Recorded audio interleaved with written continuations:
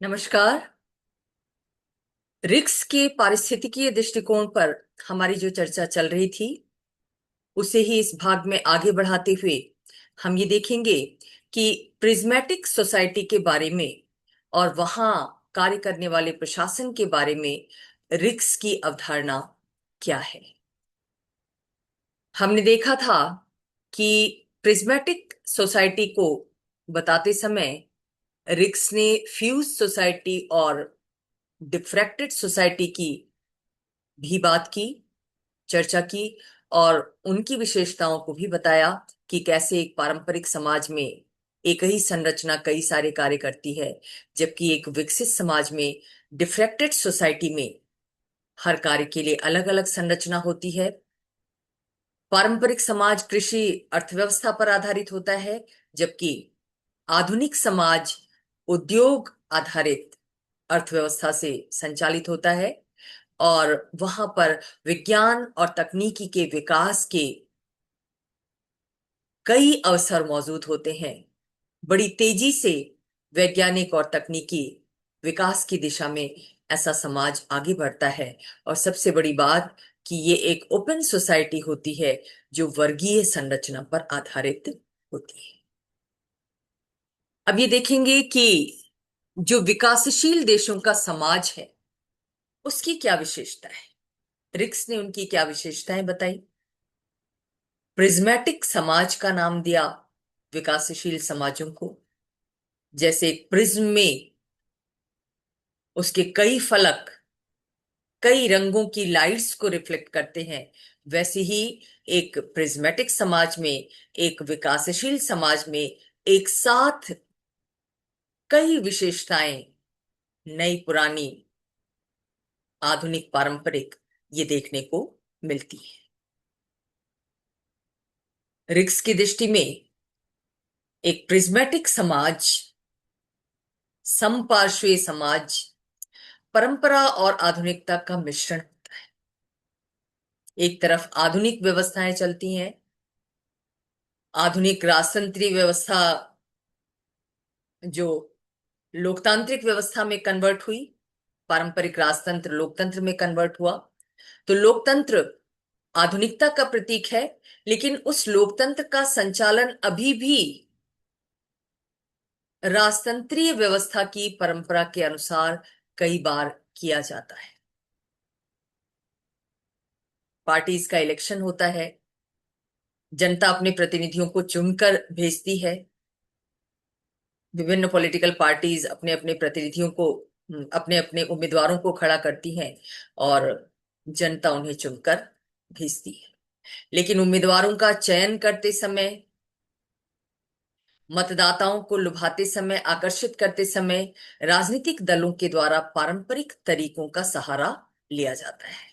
और यही वजह है कि भारत जैसे समाज में अगर हम देखते हैं तो इस समाज में जो जाति आधारित व्यवस्था है, धर्म आधारित व्यवस्था है, या यूं कहें कि इन तत्वों का समाज में प्रभाव है पारंपरिक रूप से। लिहाजा इलेक्शन के समय राजनीतिक दल भी जातिगत समीकरण को में रखते हैं। निर्वाचन क्षेत्रों का निर्धारण करते समय या टिकट का बंटवारा करते समय, उम्मीदवारों को टिकट देते समय, मतदाताओं का ध्रुवीकरण करते समय वो जाति और धर्म के तत्व का ध्यान रखते हैं, क्योंकि उन्हें पता है कि मतदाता की पहली पसंद पारंपरिक रूप में ये पारंपरिक तत्व ही होते हैं। प्रशासन के क्षेत्र में अगर हम देखें तो ये आधुनिकता परंपरा हमें दिखाई देती है। कैसे? एक तरफ तो प्रशासन में भर्ती की आधुनिक प्रक्रिया अपनाई जाती है, लोक सेवा आयोग के माध्यम से निष्पक्ष चयन कार्य किया जाता है प्रतियोगी परीक्षाओं के आधार पर। लेकिन दूसरी तरफ हम देखते हैं कि विभिन्न पदों पर इंटरव्यू लेते समय, साक्षात्कार लेते समय अलग अलग तरह के पक्षपात दिखाई देते हैं। व्यक्तिगत संबंध कहीं काम आते हैं, तो कहीं जातिगत समीकरण काम आते हैं, तो कहीं रिश्वत लेकर भ्रष्टाचारी तरीके से भी नियुक्तियों के उदाहरण, उनकी चर्चाएं सामने आती हैं। ये है परंपरा और आधुनिकता का मिश्रण। तो एक तो विजातीयता पाई जाती है ऐसे समाजों में, एक साथ कई सारे तत्व चलते रहते हैं, पारंपरिक और आधुनिक, नए और पुराने, प्रगतिशील और पारंपरिक। और उन परंपराओं में जो कमियां हैं वो भी रिफ्लेक्ट होती हैं, जो खूबियां हैं वो भी रिफ्लेक्ट होती हैं, वो भी प्रशासन में प्रतिबिंबित होती है। यानी ऐसा नहीं कह सकते कि प्रशासन पूरी तरह आधुनिक रूप से चयन कार्य करता है या प्रशासकों का जो आचरण होता है वो पूरी तरह तार्किक होता है, बल्कि कहीं ना कहीं उनका आचरण भी जाति धर्म से प्रभावित हो जाता है, क्योंकि वो भी उसी समाज का अंग है, उसी समाज से निकले हैं। उनकी पर्सनालिटी को बनाने में उसी समाज के कल्चर का योगदान है, जिस समाज से पले बढ़े हैं वो।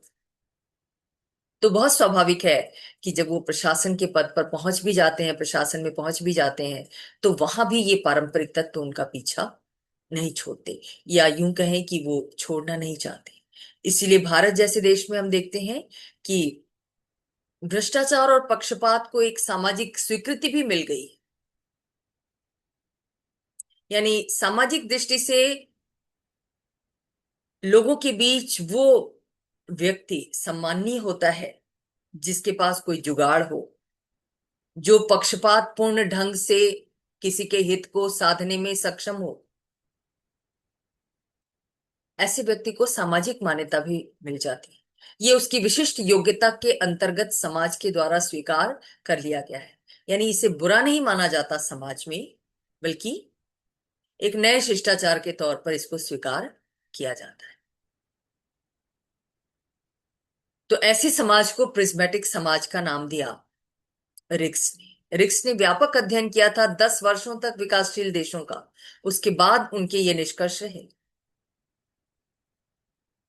कि समपार्श्वीय समाजों में, विकासशील समाजों में प्रशासन का ये रूप देखने को मिलता है। एक तरफ आधुनिक सिद्धांतों का पालन किया जाता है, आधुनिक तौर तरीकों का पालन किया जाता है, कानून की बात कही जाती है, प्रगतिशील संविधान बनाया जाता है, लेकिन व्यवहार में कहीं ना कहीं उन सब से एक अलग व्यवस्था देखने को मिलती है, जिस व्यवस्था पर पारंपरिक तत्वों का प्रभाव दिखाई देता है।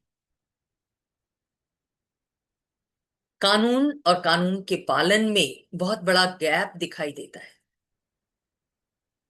भारत को ही लें अगर, विकासशील समाज है, बड़ा प्रगतिशील संविधान है, रूल ऑफ लॉ है,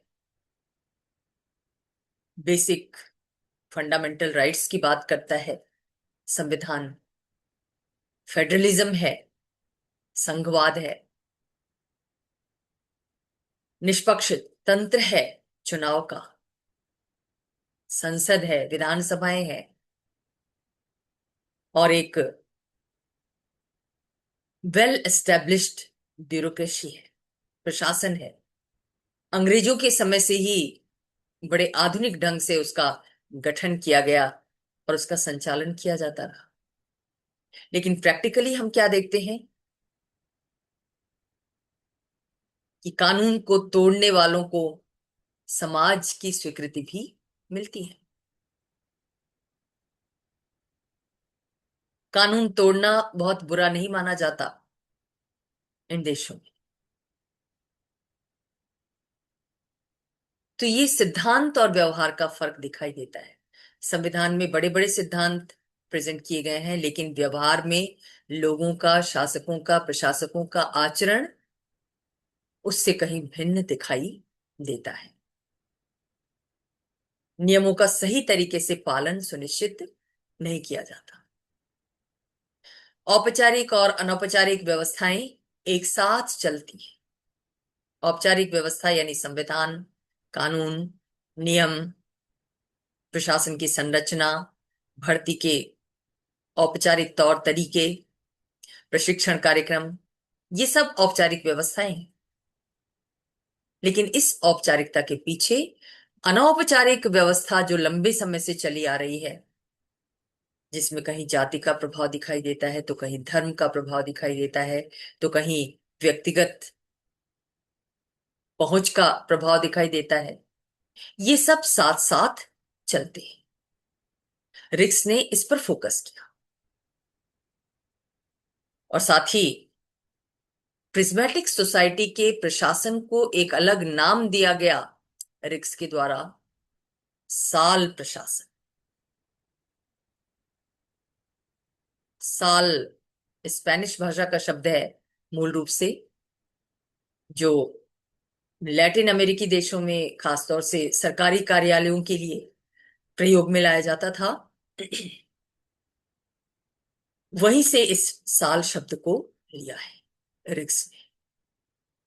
और ये साल अधिकारी जो होते हैं उनका आचरण इन्हीं तत्वों से निर्धारित होता है, जिसमें पारंपरिकता भी होती है और आधुनिकता भी होती है। वो प्रगतिशील बनने का पूरा उपक्रम करते हैं, लेकिन अंदर ही अंदर पारंपरिक तत्वों से अपने आप को मुक्त नहीं कर पाते।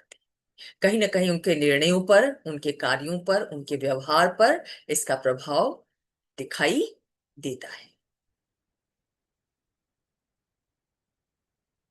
प्रशासनिक अधिकारियों का जुड़ाव किसी विशेष राजनीतिक दल से होता है, दिखाई देता है व्यवहार तक।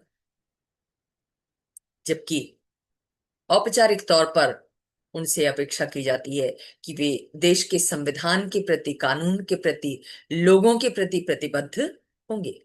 लेकिन व्यवहारतः ऐसा होता नहीं। कलेक्ट्स का नाम दिया गया इन सरकारी अधिकारियों को, और बहुत सी जो सामाजिक प्रशासनिक संरचनाएं हैं उनको कलेक्ट्स कहा गया, अधिकारियों को कलेक्ट्स कहा गया रिक्स के द्वारा। कलेक्ट्स दो शब्दों से मिलकर बना है, क्लैन प्लस सेट्स। यानी वो अधिकारी जो पारंपरिक नातेदारी क्लैन व्यवस्था से प्रभावित हैं और सेक्ट से प्रभावित हैं, पंथ से प्रभावित हैं। तो इन पारंपरिक तत्वों से प्रभावित होकर, जाति और धर्म, परिवार, नातेदारी से प्रभावित होकर जिन अधिकारियों के द्वारा कार्य किया जाता है उनको रिक्स ने कलेक्ट्स का नाम दिया। साथ ही रिक्स ये कहते हैं कि इन देशों की अर्थव्यवस्था बाजार कैंटीन मॉडल को पेश करती है। बाजार अर्थव्यवस्था क्या कहती है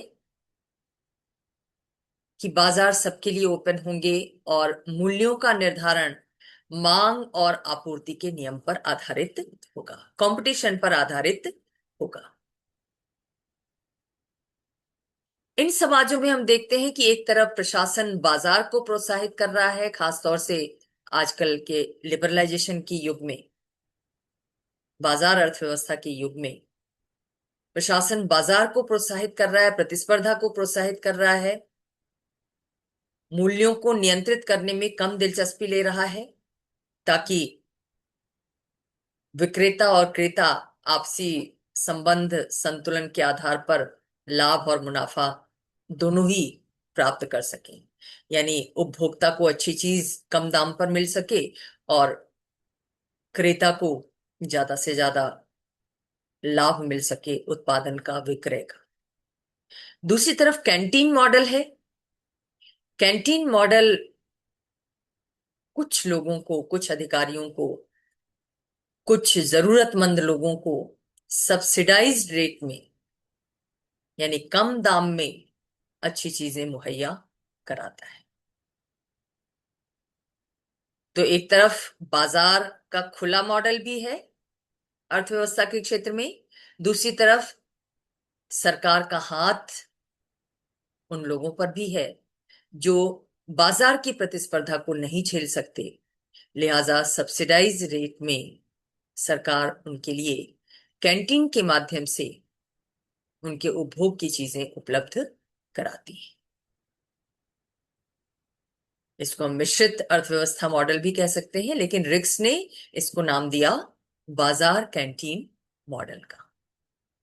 तो इस तरीके से यहाँ का प्रशासन, यानी प्रिज्मेटिक सोसाइटी का प्रशासन, विकासशील देशों का प्रशासन कई सारी ऐसी विशेषताओं से युक्त है जिसमें हम एक साथ परंपरा और आधुनिकता, औपचारिकता और अनौपचारिकता, नियम का पालन और नियम विहीनता, ये सारी चीजें एक साथ चलती रहती हैं। ईमानदारी के साथ कार्य और भ्रष्टाचार, ये सारी चीजें साथ साथ चलती रहती हैं इन देशों के प्रशासन में, इन देशों के समाज में, जिसको प्रिज्मेटिक सोसाइटी के कंसेप्ट के तहत रिक्स ने समझाने की कोशिश की है। रिक्स के इस सिद्धांत का महत्व इस बात में है कि विकासशील देशों के प्रशासन को समझने में इस सिद्धांत से मदद मिलती है। और साथ ही ये मॉडल ये स्पष्ट करता है कि एक प्रशासन शून्य में काम नहीं करता, बल्कि प्रशासन और समाज के बीच घनिष्ठ संबंध होते हैं।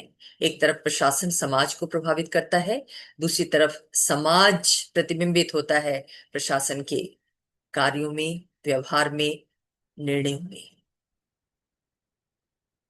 तुलनात्मक लोक प्रशासन के अध्ययन की दृष्टि से भी ये उपागम, ये दृष्टिकोण, ये सिद्धांत बहुत महत्वपूर्ण है। और साथ ही भारत जैसे विकासशील देश के प्रशासन को समझने में भी ये दृष्टिकोण बहुत उपयोगी है। हालांकि आलोचकों ने इसकी आलोचना की और ये कहा कि रिक्स ने 60 के दशक में जिस सिद्धांत का प्रतिपादन किया, विकासशील देशों के गहन अध्ययन के बाद, वो आज 21वीं शताब्दी में शायद उतना सटीक नहीं दिखाई देता है, क्योंकि आज इन देशों के प्रशासन में भी बहुत ड्रास्टिक चेंज आया है।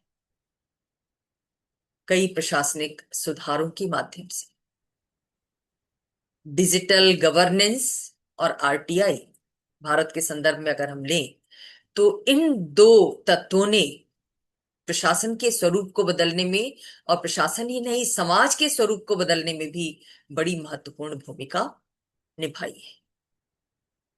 आज प्रशासन को त्वरित और वैज्ञानिक निर्णय लेने में एआई मॉडल बहुत सहयोगी सिद्ध हो रहे हैं। ऐसे में रिक्स का कि ये थीसिस, ये मान्यता कि विकासशील देशों का प्रशासन पारंपरिक तत्वों से प्रभावित होता है, आधुनिकता भी लेता है, लेकिन पारंपरिक तत्वों को छोड़ नहीं पाता है, कहीं ना कहीं इसकी प्रासंगिकता पर प्रश्न चिन्ह लग रहा है आजकल।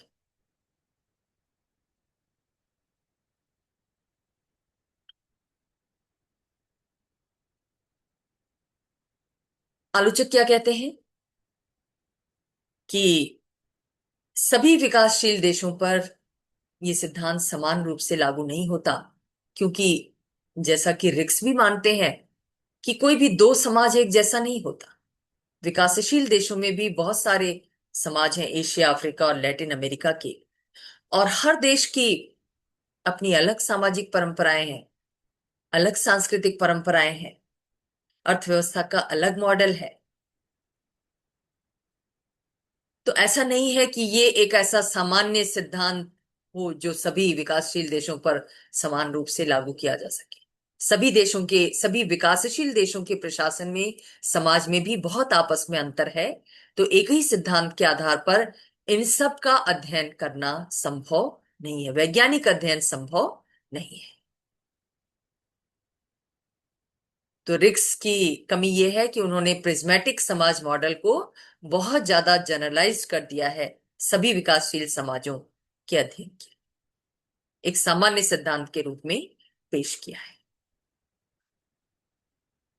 साथ ही आलोचक ये कहते हैं कि आधुनिक प्रशासन में कई बहुत सी ऐसी नई नई समस्याएं हैं जिन्हें ये सिद्धांत पूरी तरह नहीं समझाता। कुछ विद्वान ये कहते हैं कि ये पश्चिमी दृष्टिकोण से प्रभावित है, और जैसा मैंने बताया कि डिजिटल गवर्नेंस और आरटीआई ने पारंपरिक प्रशासन में बहुत ज्यादा ड्रास्टिक चेंज का कार्य किया है। तो 60 के दशक में तो ये सिद्धांत विकासशील समाजों के अध्ययन में कारगर सिद्ध हो रहा था, लेकिन 21वीं शताब्दी में विकासशील देशों का जो परिवर्तनशील समाज है, प्रशासन है, अर्थव्यवस्था है, और अभी हाल ही में एक रिपोर्ट के अनुसार भारत जैसे देश में बिलियनायर्स की संख्या बड़ी तेजी से बढ़ रही है। लगभग 300 अरबपति भारत जैसे देश में है, जो उसकी विकसित होती हुई अर्थव्यवस्था का प्रतिबिंब है। तो रिक्स के पारिस्थितिकी मॉडल की प्रासंगिकता 60 के दशक में ज्यादा थी। आज ये बहुत ज्यादा प्रासंगिक नहीं कहा जा सकता, लेकिन हाँ, विकासशील समाजों को समझने में एक आधार का काम तो इसके द्वारा किया ही जाता है।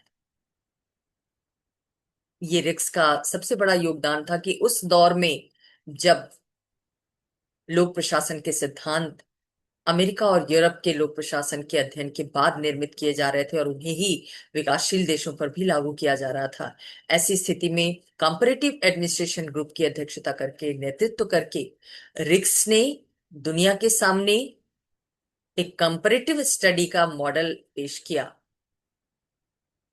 कि किसी देश का प्रशासन उस देश के समाज, अर्थव्यवस्था और राजनीतिक परंपराओं और व्यवस्था का प्रतिबिंब होता है।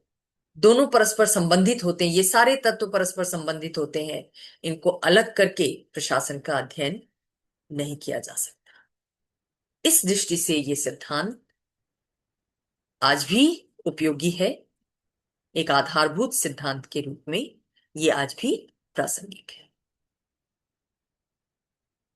आशा है आपको रिक्स का पारिस्थितिकी मॉडल समझ में आया होगा।